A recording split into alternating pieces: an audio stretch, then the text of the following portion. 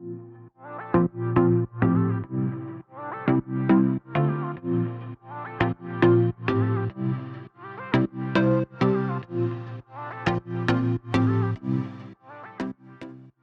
one of the biggest questions people call me is they want to get budget numbers. They just want to see, and I think that's great. That's totally reasonable. Most people, a lot of times, takes 9 months from when you call a contractor to you pull the trigger. So by no means, no one should ever be expected to make a decision that night.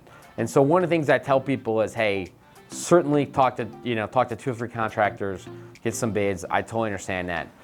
The big thing though is like, how do you know what you're looking at? And so one of the things, like my company, everything's itemized to the penny. Everything's lined out and broken out.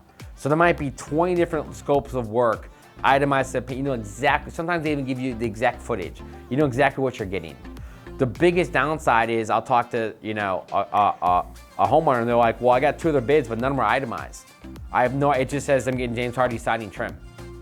Or, I'm getting James Hardie siding trim and soffit. Well, are you getting soffit here and here? Well, I don't know. Are you getting, what about this trim? What about freeze board? What about trim above the garage? What about new garage door bucks? Like, I have no idea.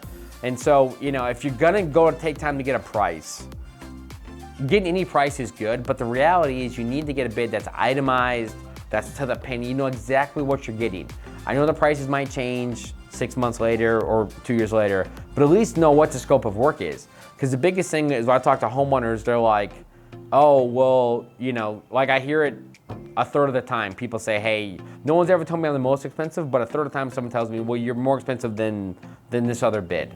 And I say, hey, we could review it if you want, or you could just kind of go back and ask the contractor, does your bid include new PVC brick mold?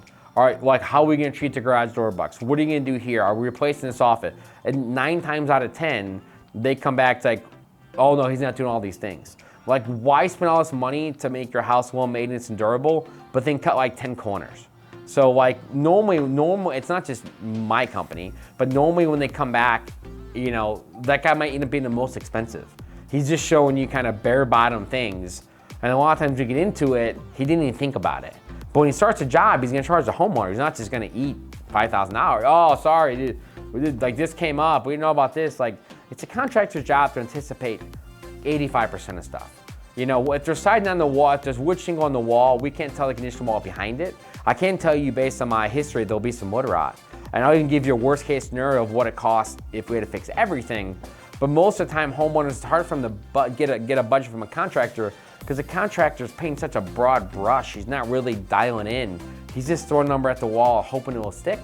And then if he gets a job, he'll come back once they sign a deposit, once he's ordered material, once he start, oh, I found this, and that's the horror story. That's why I'm writing the book, because that's the kind of nightmare that homeowners are trying to avoid, so.